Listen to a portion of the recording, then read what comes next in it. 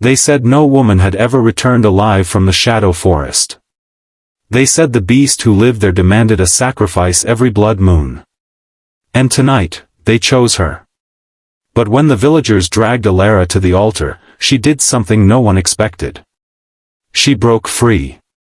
She ran into the cursed forest alone. And deep in the darkness, glowing golden eyes opened. What she found there was not a monster. It was the Alpha King they had betrayed. And before dawn, he would offer her a choice that could destroy kingdoms. The chosen sacrifice. The village of Black Hollow had always feared the forest. No one entered after sunset. No child spoke loudly near its edge. Even hunters bowed their heads when passing the ancient trees, whispering prayers to the moon goddess. Because somewhere beyond the twisted branches lived the beast they called the Shadow Wolf. Every 10 years, when the blood moon rose, the beast demanded an offering.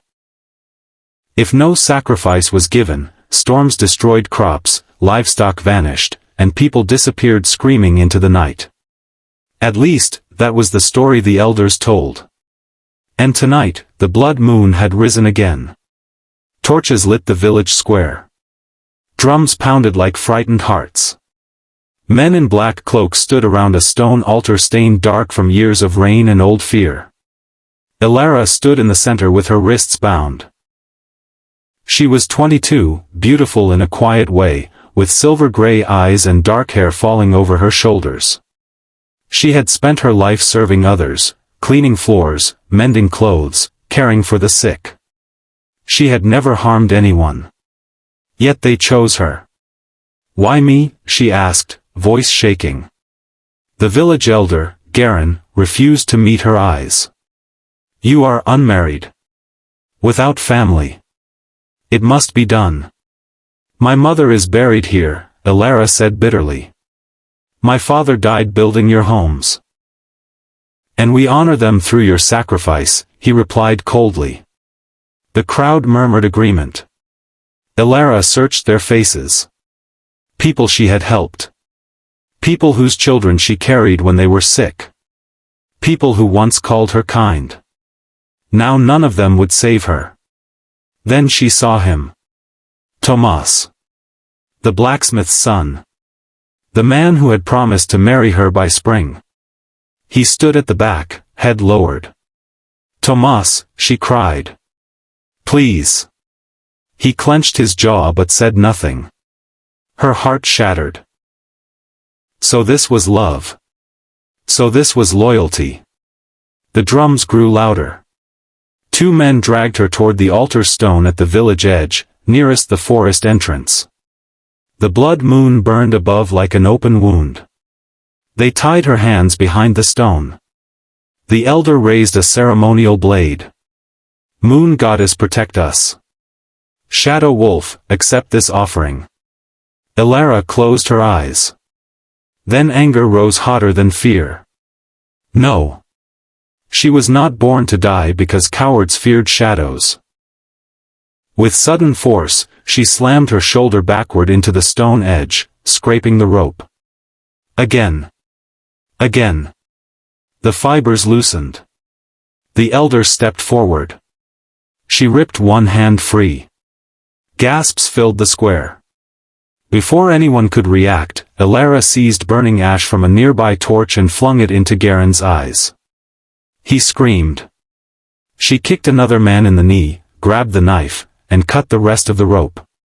"Catch her." But Elara was already running. Straight toward the forest. The crowd froze in horror. "No," someone shouted. "Don't go in there." She didn't stop. Branches tore at her dress. Roots clawed at her feet. Cold mist swallowed her whole as she ran deeper into the forbidden woods. Behind her, no one followed. Cowards feared the darkness more than injustice. She ran until her lungs burned. Then silence. No drums. No shouting. Only the whisper of leaves. Elara leaned against a tree, trembling. She was alive. For now. A low growl rolled through the trees. Her blood froze. Two golden eyes appeared between the shadows. Then another. And another. Wolves. Huge ones. They circled slowly. Elara gripped the stolen blade though her hands shook violently. If I must die, she whispered, I die fighting. The wolves paused. Then the trees parted. A man stepped forward. Tall. Broad-shouldered. Barefoot. Dark hair wild around a striking face. Golden eyes burned brighter than fire. He wore black leather and silver markings across his chest. The wolves bowed to him. Elara stared. You, she breathed. He looked at the ropes on her wrists, the blood on her skin, the fear in her eyes. Then his jaw tightened. They sent a woman again. His voice was deep and dangerous. But beneath the anger, was pain. He stepped closer. I am Kalin, he said.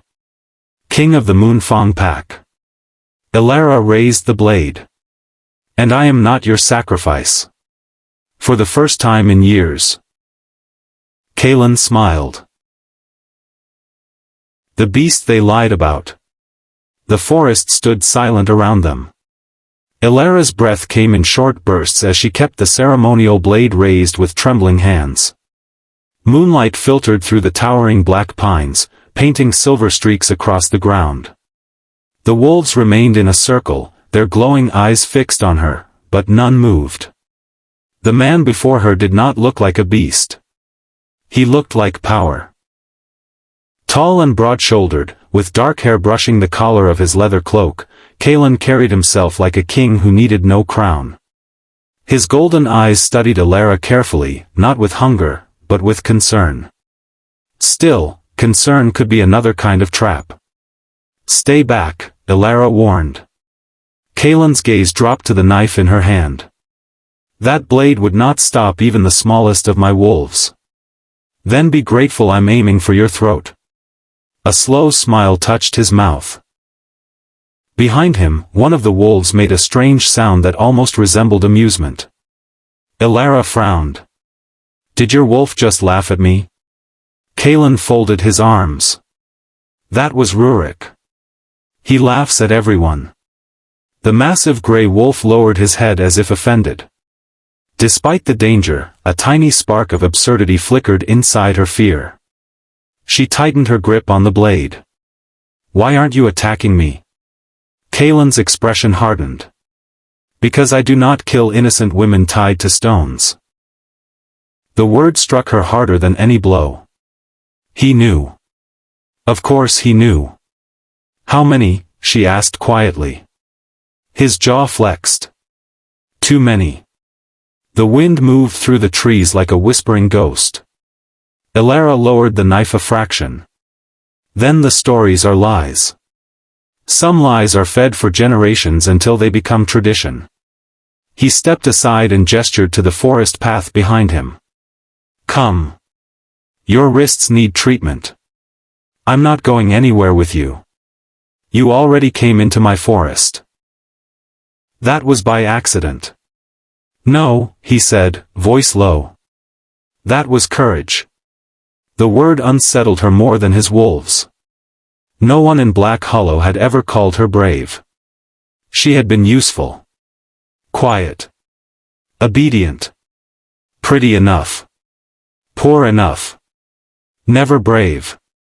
Kalin turned and began walking deeper into the woods as if certain she would follow. The wolves moved after him like shadows. Elara looked behind her.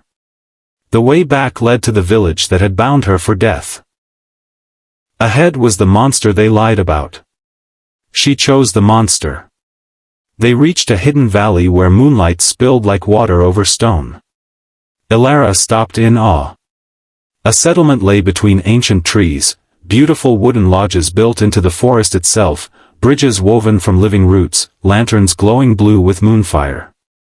Wolves and humans moved together freely. Children laughed while chasing pups across the grass. No cages. No chains. No fear. This, she whispered. This is your pack. Kaelin glanced at her reaction. Yes. It's nothing like they said. They say many things. A little girl ran forward, no older than 6, braids bouncing behind her. She hugged Kaelin's leg tightly. You came back. Kaelin's stern face softened instantly. He lifted her into his arms. I told you I would. The child noticed Elara and blinked curiously. Is she hurt? A little, Kaelin said. The girl held out a carved wooden fox. This helps when I'm scared. Elara stared at the toy, then at the child's open kindness. Her throat tightened. Thank you, she whispered. The girl smiled and ran off again. Kaelin led Elara to a stone lodge lit by warm firelight. Inside, shelves held herbs, maps, weapons, and books. A large table sat near the hearth. This was no beast's den. It was the chamber of a ruler. He motioned to a chair. Sit. She hesitated, then obeyed. Kaelin knelt before her and reached for her wrist. She jerked back. His eyes lifted to hers. I'm applying salve. Not shackles. Embarrassed, Elara slowly extended her arm. His touch was surprisingly gentle. He spread cool herbal ointment over the raw rope burns, fingers careful not to hurt her. Heat rose through her body for reasons that had nothing to do with pain. She studied him closely. There was a scar across one eyebrow. Another near his collarbone. Old wounds. Battle survived. Why do they hate you? She asked. Kaelin tied a clean strip of cloth around her wrist. Because my father refused to bow to their greed. He sat back on his heels. Years ago, Black Hollow wanted our forest. They wanted the silver mines beneath it. My father said no. So their leaders poisoned trade, spread fear, and named us monsters. And the sacrifices? His eyes darkened with fury. They leave women tied at the border every blood moon, hoping we will kill them and prove the lie. Elara's stomach twisted. What happened to the others? We rescued those we could. His voice roughened. Some died from exposure before we found them. Some were taken back by their own people and blamed for surviving. Tears burned her eyes. All those years. All those daughters. All because of greed? Most cruelty begins there. Silence settled between them. Then Elara asked the question she feared most. Why didn't you attack the village? Kaelin stood and moved toward the fire. Because war devours the innocent first. Flames painted gold across his face. I have wanted revenge many times. But I carry a crown, not only anger. She looked at him differently then. Not beast. Burdened king. Suddenly the lodge door burst open. A warrior woman strode inside, tall and fierce, with braided red hair and twin daggers at her waist. She stopped cold when she saw Elara. Who is this? Kaelin remained calm. A guest. The woman's eyes narrowed. A human from Black Hollow. Elara, Kaelin corrected. The warrior crossed her arms. I am Lyra, Beta of Moonfang. And I think bringing their people here is reckless. Elara rose instantly. I can leave. Kaelin's voice sharpened. You will do no such thing. Lyra looked between them, surprised. Then suspicious. As you command, Alpha. She left without another word. The room felt colder after she was gone. She hates me. She distrusts your village. Same difference. Kaelin sighed. Lyra lost her sister to the last sacrifice. Elara sat slowly. I'm sorry. So is she, he said. though she rarely shows it kindly. He handed Elara a cup of steaming tea. She drank carefully.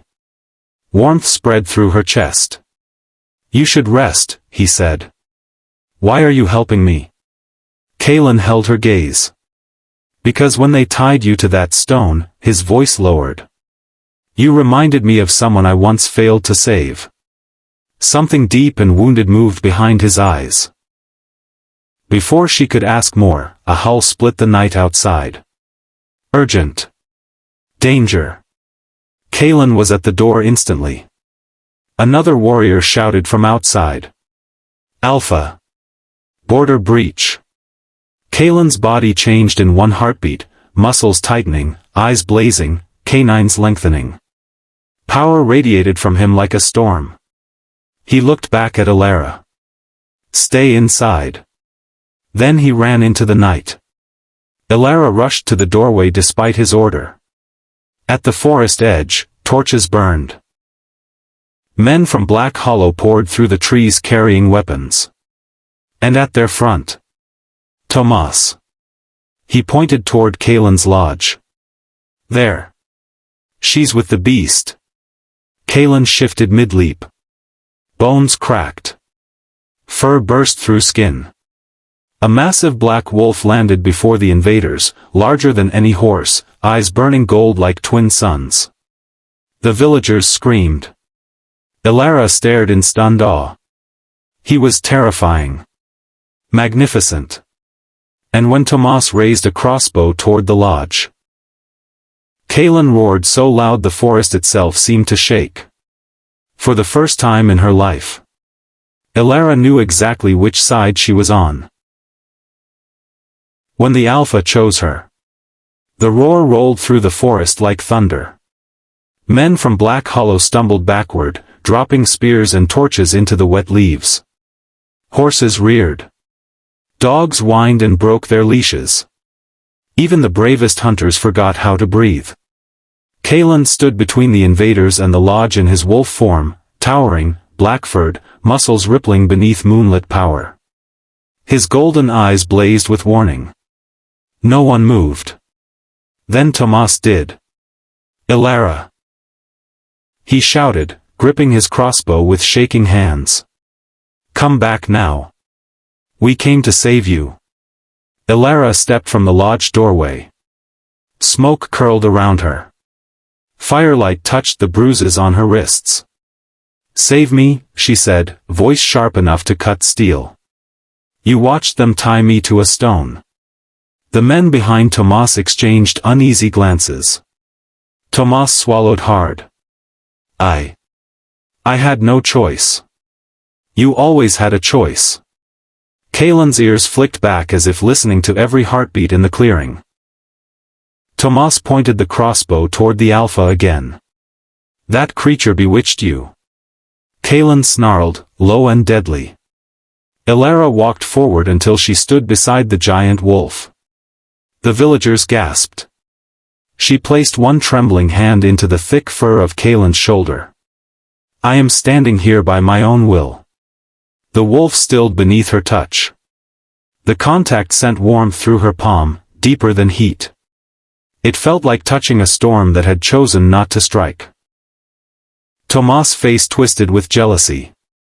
"He'll kill you the moment you trust him." Elara looked directly at Tomas. "And what would you do if I trusted you?" He had no answer. That silence said everything.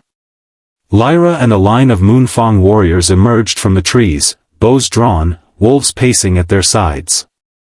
They moved like shadows around Kaelin, disciplined and silent. The villagers suddenly realized they were surrounded. Kaelin stepped forward. His body shifted in a surge of power. Bones reforming, fur retreating, until he stood once more in human form.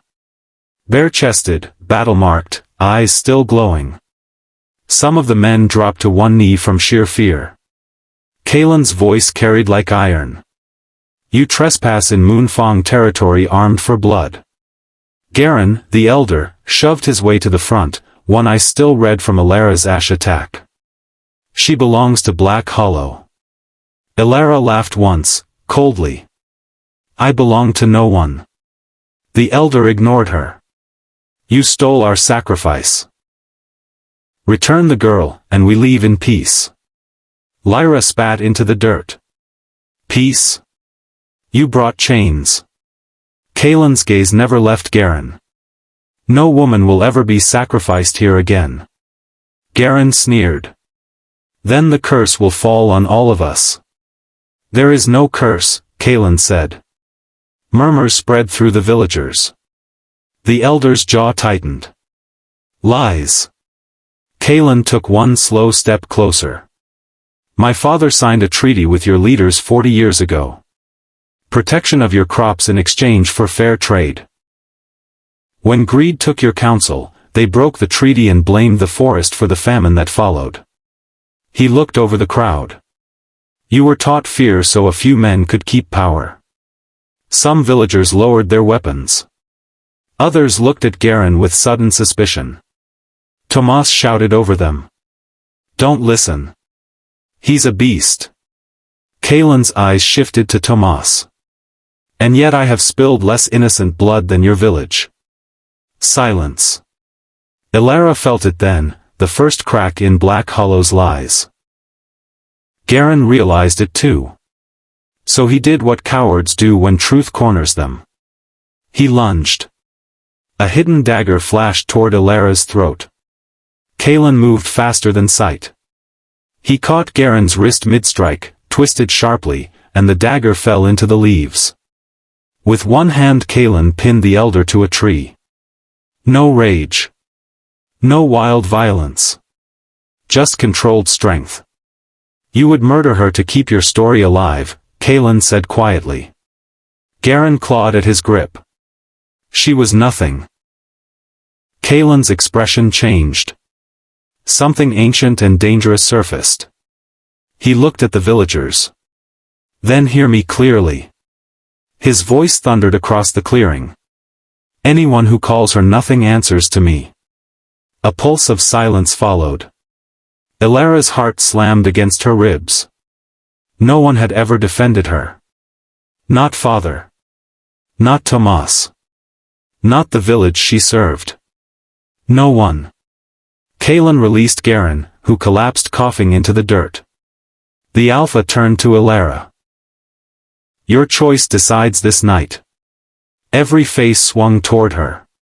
Moonlight silvered the bruises on her wrists. She looked at the village that betrayed her. Then at the pack that sheltered her. Then at Kaelin. What happens if I return? She asked. Garen wiped blood from his mouth. You will be forgiven. Elara almost smiled. Forgiven for surviving? He said nothing. She faced Kaelin. And if I stay? You will be free, he answered. The word entered her like sunrise. Free. Not tolerated. Not traded. Not chosen for death. Free. She drew a slow breath. I stay. Chaos erupted. Some villagers shouted. Others cursed. Tomas staggered back as if struck. No, he yelled. You can't choose him. Elara met his stare. I didn't choose him tonight. She looked at Kaelin. I chose myself. Kaelin's golden eyes softened in a way no one else noticed. But she did.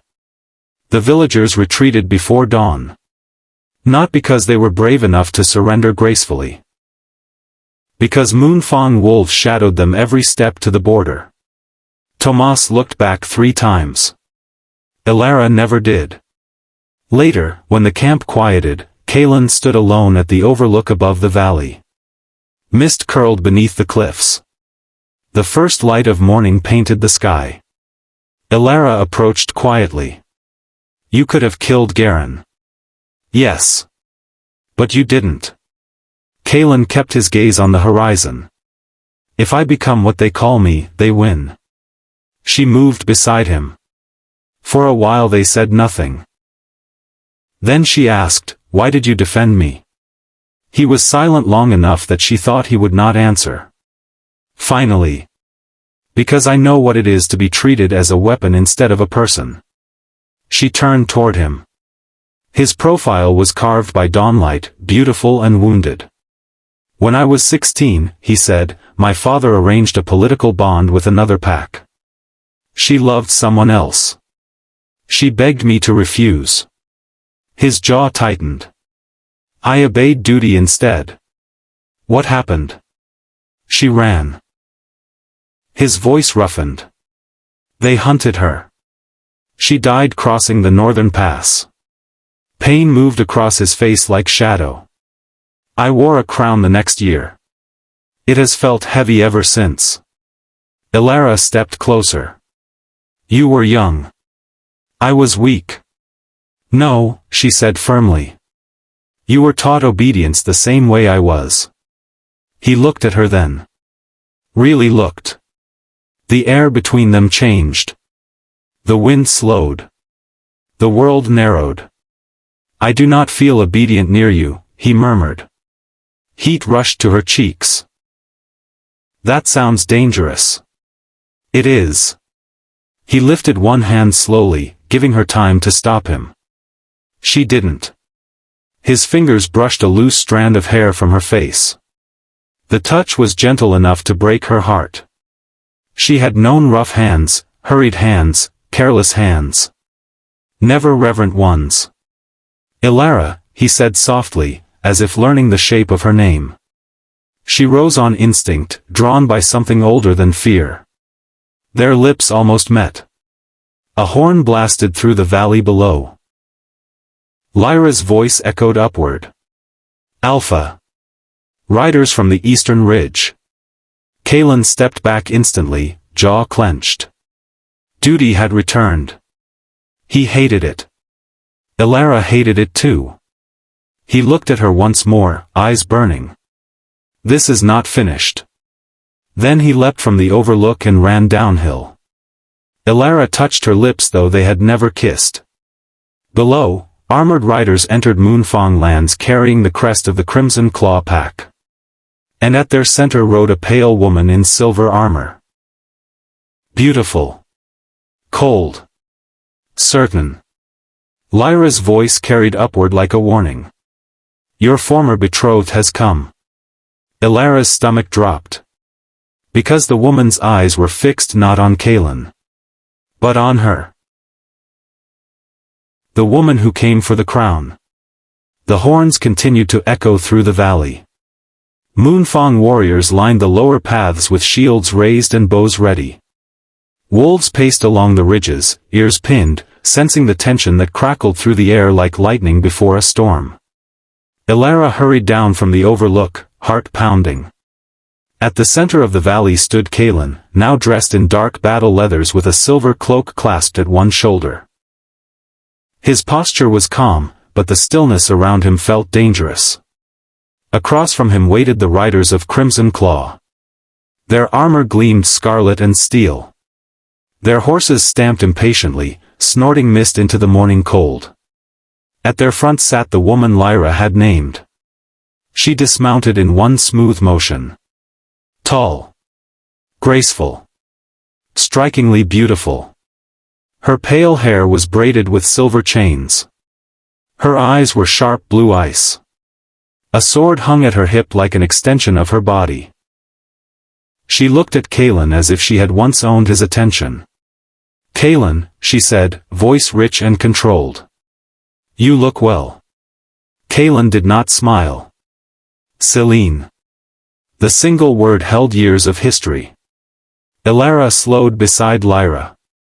That is her? Lyra crossed her arms. Unfortunately. Selene's gaze swept over the valley, then landed on Elara. There was no surprise in it. Only assessment. So the rumors are true, Selene said. You brought a human into your den. Kaelin's voice cooled further. She is under Moonfang protection. Selene arched a brow. Protection? Is that what we call it now? Several Crimson Claw soldiers chuckled. Lyra's hand moved to one dagger. Elara placed a hand lightly on her arm. "Not yet," Elara whispered. Lyra glanced sideways, almost impressed. Celine stepped closer to Kaelin. "I came because our council grows impatient. I am unconcerned by their patience. You should not be." She lowered her voice, but the valley was silent enough that everyone heard. "The northern passes are failing. Rogue packs gather. Trade routes collapse. An alliance is needed." Kaelin's jaw hardened. "Then make one with someone willing." Celine's smile sharpened. "We already did. Years ago." She lifted a gloved hand, revealing a silver ring engraved with twin wolf sigils. Gasps moved through the watching warriors. Elara frowned. Lyra muttered darkly, "Binding contract." Celine turned so all could see it. "Our families signed a blood agreement. When Kaelin took the Moonfang crown, he was to take my hand. United packs. United lands." Kaelin's eyes flashed gold. "That agreement died when you abandoned it." "I delayed it," Celine corrected. "There is a difference. You left with another alpha. For strategy. For ambition." She smiled without warmth. "Sometimes they are the same." Elara studied the woman carefully. Celine was not heartbroken. She was calculating. This was not about love. This was about power. Celine's gaze shifted to Elara again. "And who are you?" "Elara." "No title?" "Not one I need." A flicker of irritation crossed Celine's perfect face. "How refreshing." Kaelin stepped between them subtly. "She owes you no answers." Celine noticed. Everyone noticed. Something dangerous lit behind her eyes. "I see." She circled slowly, like a hawk measuring prey. "The mighty Kaelin, who once lectured me about duty, now shelters village strays." Elara held her ground. "I'd rather be a stray than a leash." Several Moonfang warriors smothered grins. Lyra did not bother hiding hers. Celine's smile vanished. "You speak boldly for someone with no standing." Elara's voice remained calm. "I learned boldness the night people tried to kill me. That landed harder than any insult. Even some Crimson Claw soldiers looked uneasy." Kaelin looked at Elara with unmistakable pride. Celine saw that too. And hated it. She changed tactics instantly. "Very well," Celine said. "Then let us speak as leaders." She faced Kaelin. "Marry me within the next moon cycle. Join our packs. End the border conflicts. Strengthen both kingdoms." "No. You refuse before hearing terms?" "I heard enough." Her voice sharpened. "You would risk war for pride?" Kaelin stepped forward. "I would risk war before I trade my people like coins." The valley fell still. Celine's expression cooled to marble. "Then perhaps your judgment is compromised." Her gaze slid to Elara. "By affection." Kaelin's power rolled through the clearing so suddenly wolves whined and horses panicked. "Careful," he warned. Celine smiled faintly. There it was. She had found the wound to press. Later that day, the Crimson Claw delegation was given temporary guest lodging under armed watch. Moonfang custom demanded hospitality before hostility. Lyra called it, "an ancient tradition I deeply resent." Elara almost laughed. Instead, she found herself restless. The valley buzzed with tension. Warriors sharpened blades. Scouts ran messages. Elders whispered.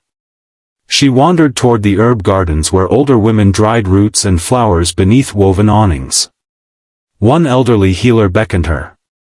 "You are the girl who chose freedom." Elara blinked. I suppose so. The woman handed her a bundle of lavender. Then choose rest too. You look exhausted. Elara smiled and helped sort herbs. For the first time in years, no one asked what use she served. They simply made room for her. It nearly undid her. At sunset Kalen found her there. He had removed his cloak. Dust marked his boots. Tension lined his shoulders. You vanished. I was in plain sight. That is not the same thing. She looked up at him. Did you miss me, Alpha? His mouth curved slowly. Dangerously. The healer women exchanged delighted glances and suddenly became very interested in distant flowers. Elara stood. You should not flirt in front of grandmothers. I should not. They notice everything. One of the healers called out, we hear everything too. Kalen actually laughed. The sound stunned half the garden. Elara realized then how rarely he allowed himself joy. They walked together toward the stream. Evening painted the valley gold. Celine means to force your hand, Elara said. She means to force my crown. And if alliance truly prevents war? He stopped beside the water. Then I will seek another path. Even if it costs you. He looked at her for a long moment. It already costs me. Her pulse quickened. Kalen. He stepped closer. When I nearly kissed you this morning, I forgot there were kingdoms in the world. The air turned thin. She whispered, that sounds irresponsible. It was. Again? A flash of heat crossed his eyes. He cupped her cheek. This time, when he kissed her, there was no interruption. It began gently. A question. Then deepened into something fierce and long denied. Elara gripped the front of his tunic as if steadying herself against an earthquake. When they parted, both breathing harder, the world felt altered. Kalen rested his forehead against hers. You are trouble. You are late noticing. A branch snapped. They turned. Celine stood across the stream. Watching. Her face revealed nothing. Which somehow felt worse than anger. How touching, she said softly. Kalen straightened. You should not spy on private moments. You forfeited privacy when you endangered diplomacy. She stepped onto the stones crossing the stream. To save time, I'll be direct. She looked at Elara. If you care for him, leave. Elara's chin lifted. No. Celine ignored her and addressed Kalen. If you choose this girl over alliance, blood will follow. Not metaphorically. Kalen's eyes glowed. Threaten her again. I threaten reality. Celine's gaze sharpened like knives. By dawn, decide. Me, or war. She turned and walked away. The stream sounded suddenly cold. Elara exhaled slowly. She's terrifying. Kalen's hand found hers. She is used to being obeyed. And you? He looked at her. I am getting used to not being alone. That should have comforted her. Instead, fear slipped in. Because dawn was coming. And choices with crowns on them always demanded a price. The price of love. Dawn arrived without mercy.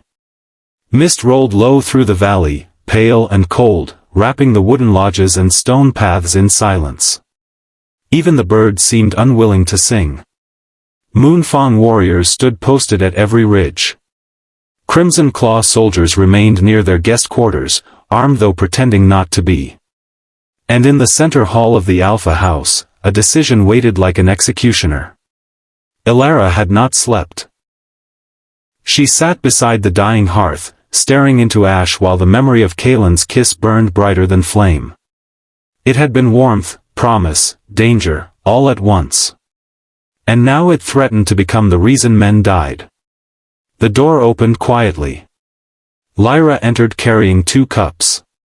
"You look terrible," she said. "Thank you." It was not an insult. It was an observation. She handed Elara 1 cup of bitter herb tea and leaned against a pillar. "Kaelin is with the council." "Arguing?" Breathing near old men usually becomes arguing. Despite herself, Elara smiled faintly. Lyra studied her. "You care for him." Elara stared into the cup. "Too quickly. That is how storms work." A pause. Then Lyra added more softly, "He cares for you too." Elara looked up. "How can you tell?" "Because he has been impossible since you arrived." That startled a laugh from Elara. Then it faded. If Selene is right, if refusing alliance means war. Lyra's expression hardened. "War was coming long before you. Selene simply prefers to arrive carrying blame for someone else." Elara absorbed that. "You dislike her deeply." "I respect her mind," Lyra said. "That makes her more dangerous, not less." The council summons came shortly after sunrise. The great hall filled quickly. Moonfang elders in gray furs sat along carved benches. Warriors lined the walls. Crimson Claw delegates stood proudly in scarlet armor. Selene remained near the center, elegant and perfectly composed. Kaelin stood at the far end beneath the carved wolf crest. When Elara entered, his eyes found her instantly. The tension in his shoulders eased a fraction. That tiny change did not go unnoticed. Selene's gaze sharpened. An elder struck the floor with a staff. "Let this matter be heard. Crimson Claw offers alliance through marriage bond. Moonfang must answer." Selene stepped forward first. The northern rogue packs gather under a warlord called Darius Blackmane. He has already taken 2 border forts. Murmurs spread. He raids caravans, burns villages, recruits exiles. Alone, each pack weakens. Together, we end him. She turned gracefully toward Kaelin. "Our marriage secures armies, grain routes, mountain steel, and blood legitimacy." Then her eyes moved to Elara. "Unless sentiment outweighs survival." The insult was polished enough to sound like strategy. Kaelin answered before Elara could. "Do not mistake cruelty for intelligence." A few Moonfang warriors grinned openly. Selene did not blink. "Then state your alternative." Kaelin's voice rang clear. "Alliance without ownership. Shared defense pact. Joint command against Blackmane. Trade restored. Borders respected." Some elders nodded thoughtfully. Selene laughed once. "You offer trust where leverage is needed. I offer dignity. You offer weakness." Kaelin stepped down from the dais. "No.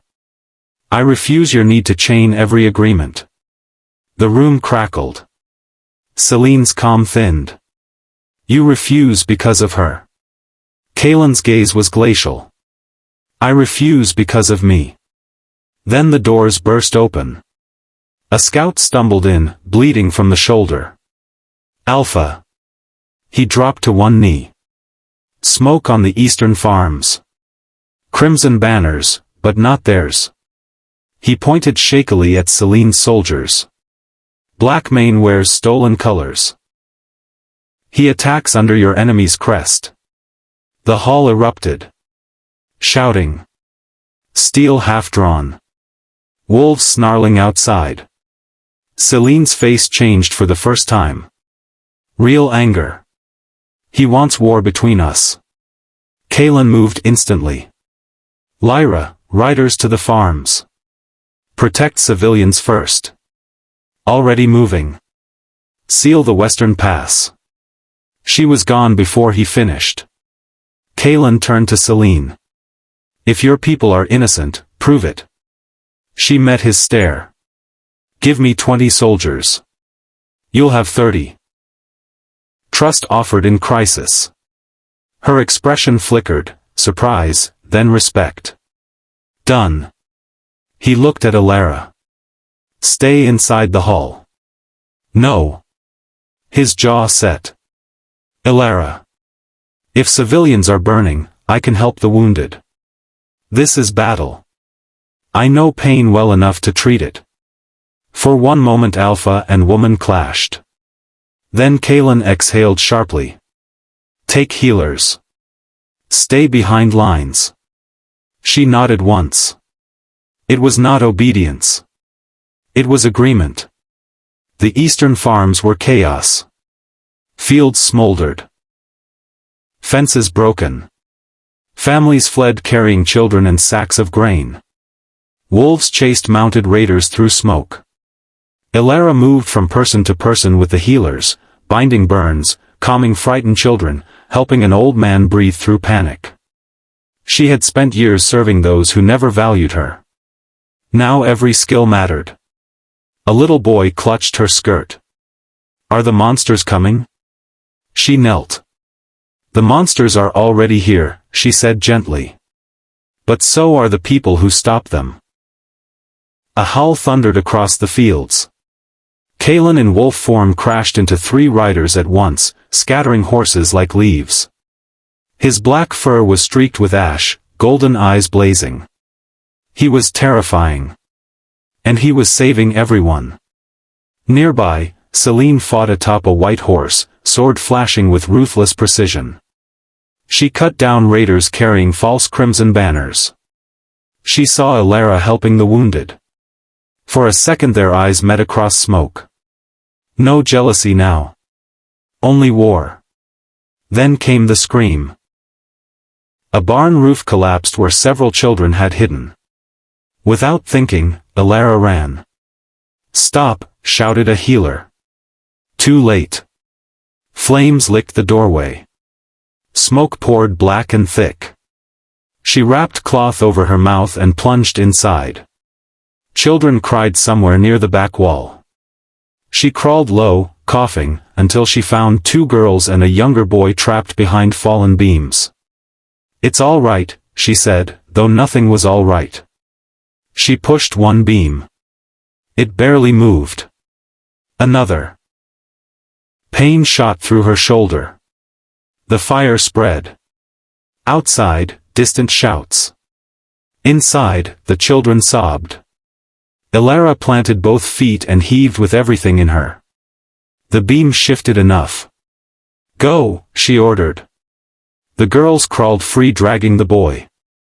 Then the ceiling groaned. She turned. And the burning support crashed down. Kaelin felt it before he heard it. A bond not yet named, but real as blood. He wheeled mid-battle toward the barn. Elara. He shifted while running, human by the doorway, then wolf again to smash through flame and timber. Inside, smoke blinded everything. Then he found her beneath a fallen beam, half-conscious, trying still to crawl toward the exit. Rage tore through him. Not at her. At fate. At fire. At the world that kept placing stones and ruins on brave women. He lifted the beam, seized her carefully by the waist, and leapt through collapsing flame as the barn exploded behind them. Outside, the valley seemed to stop breathing. Kaelin laid Elara on the grass. Her face was ash-streaked. A cut bled at her temple. Elara. No response. His hands shook. Selene arrived, sword red with battle. I've seen this look before, she said quietly. Do something. He glared. Leave. She knelt opposite him anyway. Not until she breathes. Kaelin pressed his forehead to Elara's. Come back, he whispered, voice breaking. Please. A cough. Then another. Her eyes fluttered open. You smell like smoke, she murmured weakly. Kaelin laughed and nearly shattered at once. He pulled her against him carefully. Around them, warriors cheered. Celine stood slowly. Something unreadable passed across her face. Then she sheathed her sword. The answer to my proposal, she said, appears clear. Kaelin did not look away from Elara. Yes. Celine gave a short nod. No marriage then. No. She glanced at Elara. Try not to die again today. Elara managed a faint smile. I'll do my best. For the first time, Celine almost smiled back. By sunset the raiders were defeated. Blackmane had escaped. But his plan had failed. Moonfang and Crimson Claw had fought side by side. And everyone knew who made that possible. Not a crown. Not a contract. A woman once called nothing. The queen the moon chose. Night fell over Moonfang Valley like velvet after battle. The fires at the eastern farms had been extinguished. Wounded villagers slept under healer care. Warriors patrolled the ridges with renewed purpose. Crimson Claw soldiers shared food with Moonfang guards around common fires, awkwardly at first, then with laughter that surprised them all. Enemies had become allies in a single day. And in the Alpha house, Elara woke beneath soft blankets. The room smelled of cedarwood and herbs. Moonlight streamed through the carved shutters, silvering the walls. For one confused moment she thought she had dreamed everything, the forest, the wolves, the kiss, the fire. Then pain in her shoulder reminded her otherwise. You should be resting. Kaelin stood near the doorway, arms crossed, watching her with the stern expression of a king trying to hide relief. She smiled weakly. You say that as if I chose to be crushed by a barn. You chose to run into one. There were children. There is always someone you would save. His voice was rougher than usual. She studied him. You were worried. I was furious. At me? At the universe. She laughed softly, then winced. Kaelin crossed the room instantly and sat at the bedside. Do not laugh if it hurts. Do not scowl if it frightens healers. A reluctant smile touched his mouth. He brushed his fingers lightly over the bandage at her shoulder. You could have died. So could you. I am harder to kill. You are also more dramatic. That earned a real laugh. Quiet. Warm. Precious. Then silence settled. The kind that says something important is waiting. Kaelin looked down at her hand resting on the blanket. Slowly, he took it. When I thought I had lost you, he said, I understood something. Elara's pulse quickened. That I dislike barns? He almost rolled his eyes. That crowns, wars, borders. All of it means nothing if I become a man who cannot protect what matters. She squeezed his fingers. You cannot protect everyone. I know. His golden eyes lifted to hers. But I would like permission to try with you. Emotion caught in her throat. That sounds dangerously close to affection, Alpha. It is far beyond affection. He leaned forward. Elara, stay. Not as guest. Not as obligation. His thumb brushed her knuckles. Stay because this place is brighter when you walk through it. Tears stung her eyes before she could stop them. No one had ever asked her to stay. Only to serve. Only to endure. Only to disappear quietly when convenient. She touched his face. I was going to stay, she whispered. Even before the speech. Relief hit him so visibly she almost laughed again. Instead, he kissed her. Slowly. Tenderly. Like something treasured and hard-won. The next morning the valley gathered beneath the moonstone arch. It was older than any living memory, an ancient crescent-shaped stone carved with glowing runes, said to reveal truth when leaders stood beneath it. Moonfang tradition required all great alliances to be witnessed there. Kalen had called the gathering. Warriors formed a circle around the clearing. Healers, children, elders, craftsmen, scouts, and even Crimson Claw delegates stood among them. Celine stood near the front in silver armor, arms folded, unreadable as ever. Lyra leaned beside her. "You look disappointed." "I look cold." "You always look cold." Celine considered that. "Fair." Elara, wearing a simple silver gown provided by the healers, approached beside Kalen. Whispers followed them. Not cruel whispers. Curious ones. Hopeful ones. Kalen stepped beneath the arch and turned to the people. Moonfang has lived too long in reaction. Defending lies others created, surviving wars others desired. His voice carried through the clearing. That ends now. He extended a hand toward Elara. She crossed our border as a sacrifice. Pain flickered across many faces. She stands here now as proof that fear can be broken. Elara's eyes filled. Kalen continued. She fought for strangers, challenged power, and reminded me that strength without compassion becomes tyranny. He looked directly at her. I ask no counsel for permission in what comes next. The crowd leaned in. Even Celine raised a brow. Kalen went to one knee. Gasps exploded through the valley. Lyra muttered, "About time." Kalen looked up at Elara, king before woman, warrior before truth. "Elara of no title," he said softly, "will you accept one of your choosing?" Tears spilled freely now. "What title is that?" He smiled. "My equal." Then louder. "My Luna. My partner. My queen, if you wish it." Silence. Then the moonstone arch began to glow. Silver light spilled down around them both. Runes blazed like stars. The elders stared in shock. One whispered, "The stone approves." Another wept openly. Elara laughed through tears.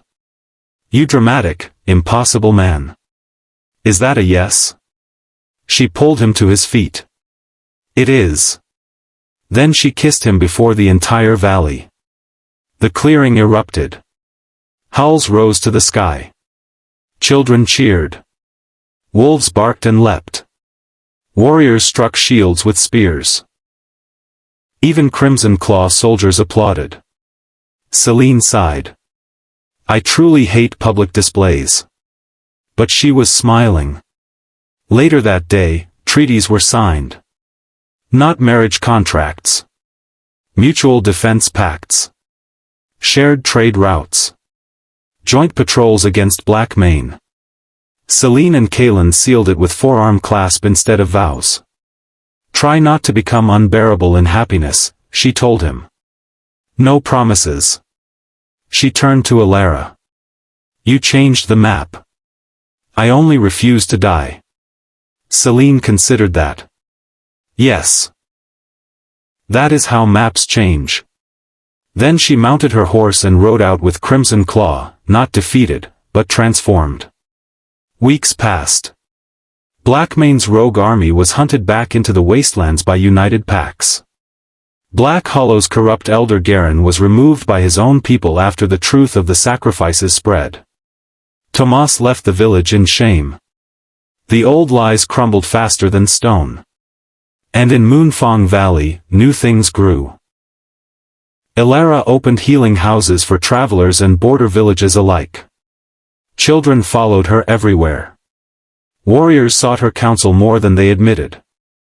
Elders learned quickly that kindness can be more disruptive than claws. Kalen ruled with greater calm. He smiled more. Roared less. Only slightly less. At night, when duties ended, they walked the ridges together beneath the moon. One evening Elara asked, "Do you ever miss the quiet life before me?" Kalen wrapped an arm around her waist. "I was never quiet before you." "And now?" Now I am alive. She leaned against him. Below them the valley glowed with lanterns. Wolves sang to the rising moon. Somewhere in the distance, a child shouted, "Long live Queen Elara." Another shouted louder, "Long live the Alpha." A third voice yelled, "Long live dinner." Elara laughed. Kaelin kissed her temple. And under the same moon that once watched her tied to a stone, she stood free. Loved. Chosen. Not by fear. By herself first. And then by a king who finally deserved her. When fear lost and love won. They once dragged her to the forest as a sacrifice. But she walked out as a queen. Elara refused the story others wrote for her. She refused fear. She refused silence. And because she chose herself first, she found a love powerful enough to change kingdoms. Sometimes the darkest night leads to the brightest destiny. So if the world has ever called you nothing, remember this. Even stones meant for sacrifice can become thrones. Thank you for watching. If you enjoyed this werewolf romance story, like the video, subscribe, and turn on notifications for more powerful love stories, alpha kings, hidden queens, and moonlit destinies.